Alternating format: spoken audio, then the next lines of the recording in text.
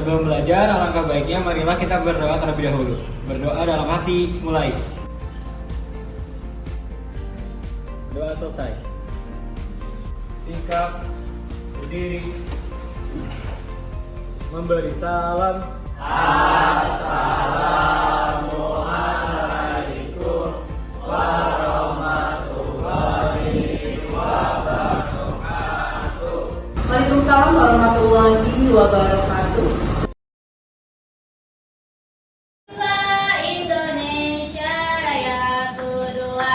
Indonesia tanah airku, tanah tumpah darahku. Di sanalah aku berdiri, jadi pandu ibuku. Indonesia kebangsaanku, bangsa dan tanah airku. Marilah kita berseru, Indonesia bersatu.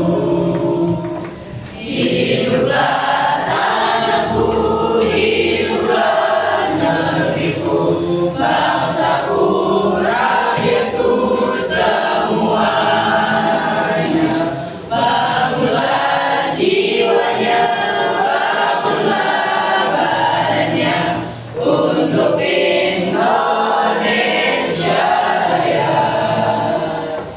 Indonesia Raya, merdeka, merdeka, tanahku, negeriku yang ku cinta.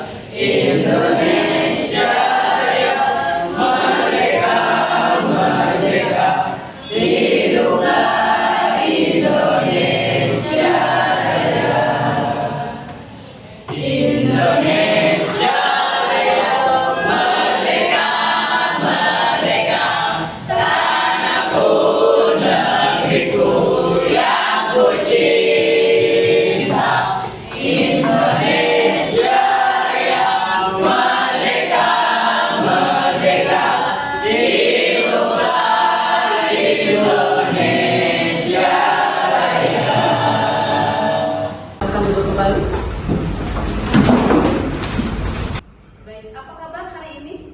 Alhamdulillah, luar biasa. Allahu Akbar. Baik, ada yang tidak hadir hari ini? Nihil Bu, hadir semuanya. Alhamdulillah. Baik, untuk memulai pelajaran hari ini, silakan periksa dulu kerapihannya.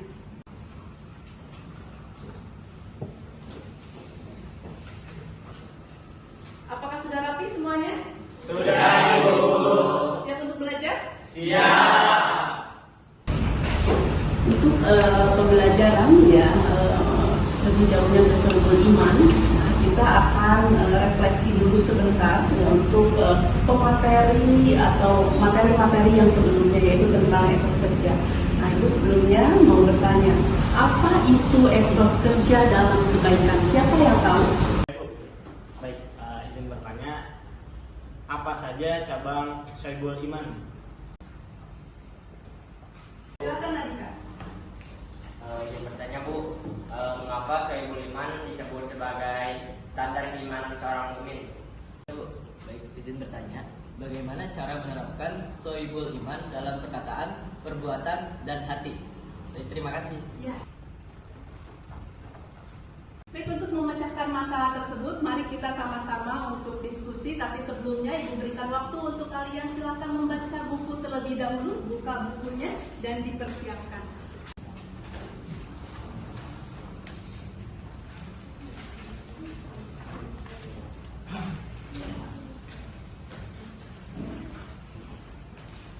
Baik, alhamdulillah ya, sudah literasi ya untuk Sohibul Imannya.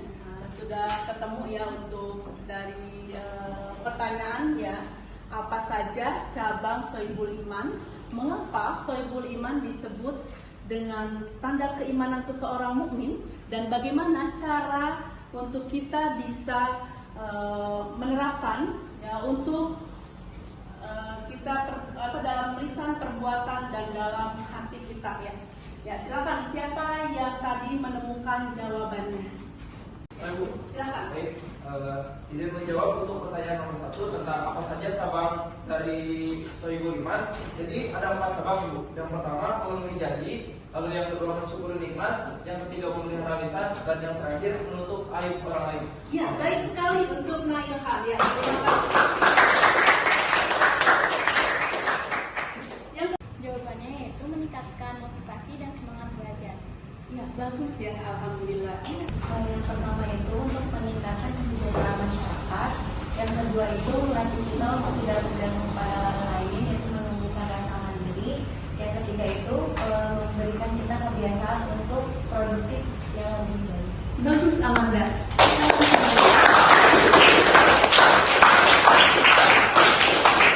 Sekarang kalian sudah bisa memecahkan ya apa solusi, apa masalah yang sudah kalian bikin pertanyaan tersebut ya. Lalu silakan sekarang kumpul sama kelompoknya masing-masing ya.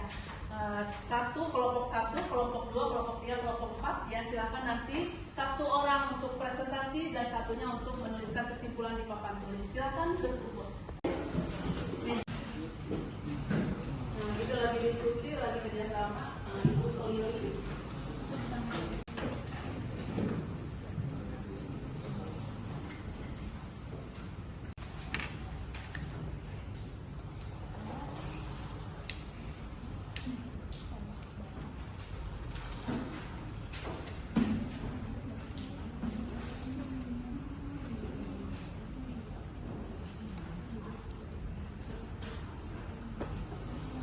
Baik, kelompok yang 1 untuk maju ke depan, silakan perwakilannya. Assalamualaikum warahmatullahi wabarakatuh. Waalaikumsalam warahmatullahi wabarakatuh. Sebelum kita memasuki materi yang akan kita sampaikan, alangkah baiknya kita memperkenalkan diri terlebih dahulu. Perkenalkan, nama saya Ilham Rahman dan rekan saya Irfan Fadli.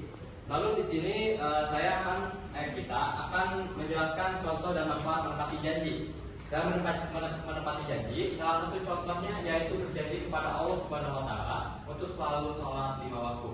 Salah satu manfaatnya adalah bisa terbebas dari tuntutan di dunia maupun di akhirat.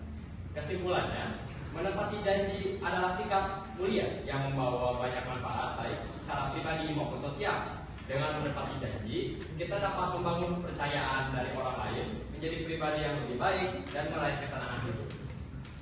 Mungkin itu saja dari kami. Mungkin kesimpulannya tadi Bu. Izin berbicara ulang ya. Kesimpulan dari menepati janji adalah sikap mulia yang membawa banyak manfaat baik secara pribadi maupun sosial. Dengan menepati janji, kita dapat membangun kepercayaan dari orang lain, menjadi pribadi yang lebih baik dan meraih ketenangan hidup. Baik, silakan siapa yang mau bertanya atau menanggapi? Silakan ikuti. Mungkin itu saja dari kami. Mohon maaf bila ada salah kata. Wabillahi taufiq wal hidayah. Wassalamualaikum warahmatullahi wabarakatuh. Waalaikumsalam. Waalaikumsalam. Kelompok 2, silakan maju ke depan untuk perwakilannya. Assalamualaikum warahmatullahi wabarakatuh. Waalaikumsalam warahmatullahi wabarakatuh. Selamat pagi teman-teman. Pagi. Di sini kami berdua dari perwakilan kelompok 2 akan mempresentasikan tentang mensyukuri nikmat. Sebelum masuk ke inti pembicaraan, izinkan kami berdua memperkenalkan diri kami terlebih dahulu. Saya Haikal Mumtaz. Langsung saja masuk ke inti pembahasan. Mulai dari pengertian. Apa sih mensyukuri nikmat itu? Jadi, mensyukuri nikmat adalah sikap mengakui, menghargai, dan memanfaatkan segala karunia yang telah Allah berikan dengan sebaik-baiknya. Nikmat ini meliputi segala bentuk pemberian, baik yang besar maupun kecil. Jadi, ada 3 bentuk dalam mensyukuri nikmat, teman-teman. Yang pertama, mensyukuri nikmat dalam hati. Lalu yang kedua, mensyukuri nikmat dalam lisan. Dan yang terakhir, mensyukuri nikmat dalam perbuatan. Lalu ada beberapa contoh dalam mensyukuri nikmat. Yang pertama, menyadari dan meyakini bahwa semua nikmat berasal dari Allah Subhanahu wa Ta'ala. Lalu yang kedua, mengucapkan rasa syukur melalui doa, zikir, dan kalimat seperti alhamdulillah. Lalu ada dalil yang menjelaskan betapa pentingnya mensyukuri nikmat itu. Tertulis dalam Quran surat Ibrahim ayat 7 yang artinya, jika kamu bersyukur, pasti aku akan menambah nikmat kepadamu. Tetapi jika kamu mengingkari nikmatku, maka sesungguhnya azabku sangat pedih. Lalu ada beberapa manfaat dalam mensyukuri nikmat. Yang pertama, dapat memberikan ketenangan dalam hati, teman-teman. Lalu yang kedua, dapat mendekatkan diri kepada Allah. Lalu ada cara melatih syukur. Yang pertama, berhenti mengeluh, teman-teman. Lalu yang kedua, merenungi karunia Allah. Dan yang terakhir, hikmah dari mensyukuri nikmat itu mengajarkan kesederhanaan dan meningkatkan keberkatan hidup. Baik, ada yang ditanyakan? Ada yang menanggapi? Silakan.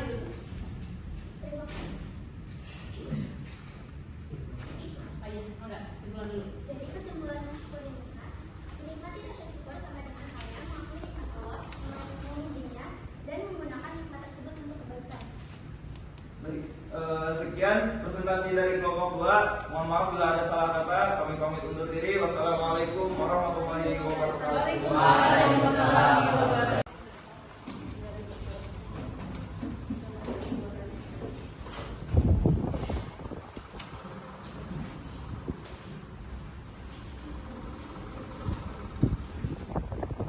Intinya ya di sini sudah kita lihat dari kesimpulan-kesimpulan para kelompok ya bahwa ketika kita melihat dari sikap mulia, maka di sosial kita harus diperbaiki, terus pribadi kita juga harus diperbaiki, dan untuk meraih ketenangan hidup ya. Yang kedua, dari kelompok kedua ini untuk memelihara lisan, di sini ada untuk menghadirkan supaya kita itu jauh dari konflik ya, bagus ya, untuk tidak menimbulkan perpecahan. Yang ketiga, di sini sudah mendapatkan kesimpulannya bahwa Al-Quran dan hadis ini adalah Al-Quran dan sifat-sifat atau setiap aib itu atau aurat itu ya, kalau kita membahas atau kita membaca Al-Quran, mempelajari Al-Quran, maka kita akan mendapatkan kesejukan dan kita akan menjadi lebih baik ya, dan untuk mencari kesalahan-kesalahan orang lain supaya kita lebih menjauhkan ya dari hal-hal tersebut. Untuk yang syukur ya atas nikmat di sini, alhamdulillah ya kita diberikan sehat semuanya oleh Allah Subhanahu Wa Taala sehingga kita bisa mensyukuri nikmatnya dengan perbuatan-perbuatan yang baik ya, perbuatan yang positif serta hal-hal yang betul-betul akan mendapatkan respon yang baik dari lingkungan sekitar. Baik, alhamdulillah ya semuanya bagus untuk presentasinya. Berikan apresiasi. Baik, alhamdulillah untuk pertemuan hari ini ya, untuk solusi masalah, identifikasi masalah sudah kita bahas bersama-sama. Untuk berikutnya kita harus betul-betul ya dalam penerapan kehidupan sehari-hari untuk menerapkan PDTL ini ya. Baik, untuk hari ini ya untuk penutupan, Ibu ucapkan terima kasih kepada kalian. Billahi taufiq wal hidayah. Wassalamualaikum warahmatullahi wabarakatuh. Silakan KM untuk memimpin baca doa. Sebelum berdoa dalam hati, mulai.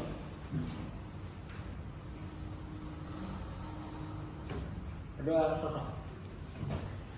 Siap. Berdiri. Memberi salam.